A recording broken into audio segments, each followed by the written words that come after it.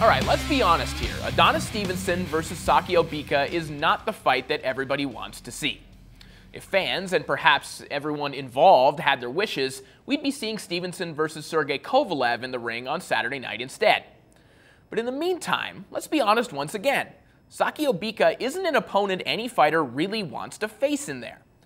Bika is far from a buzzy name at this point in his career, but despite falling short against the top opposition throughout his career, he's been nothing but trouble for almost everyone he's ever matched up against.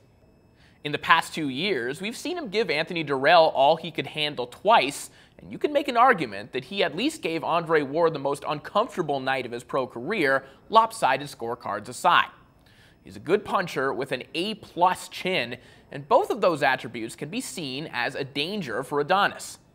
Now, this may seem like a feeble defense of a not-so-thrilling fight, but the point is that Stevenson probably could have picked any opponent he wanted for this date, but he chose the high-risk, low-reward option. Now, from what we can tell, the negotiations for Stevenson-Kovalev are already underway, with a purse bid having been scheduled in Mexico. And that should be next, assuming Saturday night's fight goes the way it's planned. Now, despite that, there is a popular opinion out there that Stevenson, a trained prize fighter who fights people for a living, is afraid of Kovalev. I'll just go ahead and sit this one out and let Kovalev's own trainer, John David Jackson, shoot that one down for you. Listen, I had the pleasure of training Adonis for one fight, and I'm as a fighter and a former fighter, and I would never say that he's afraid. I think for him, it's more strategical, it's more managerial, because there's greater money out there for him at less risk. And listen, and that's a smart move in boxing. Why take a risk if I can make the same kind of money against a lesser opponent? Now, it hurts the fans, but I think that it's coming to a boiling point where it's going to have to be made.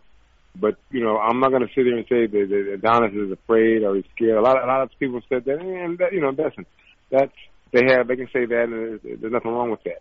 But I'm not going to do that to him. I'm going to just say, let's just say it's more strategical moves and managerial moves to put him in a better tax bracket than take a dangerous fight at this point of his career if he doesn't have to. But having said that, now it's getting to the point where he's going to have to gamble and take that fight with Sergey if he wants to be, in the public side, the number one light heavyweight in the world. Listen, when you're fighting Sergey or when you're fighting Stevenson, it's a calculated risk. The risk of getting clipped by him is great. So why not get paid for what you do? They're in the herd business. So why not maximize your dollar amount and get paid the most you can while you can?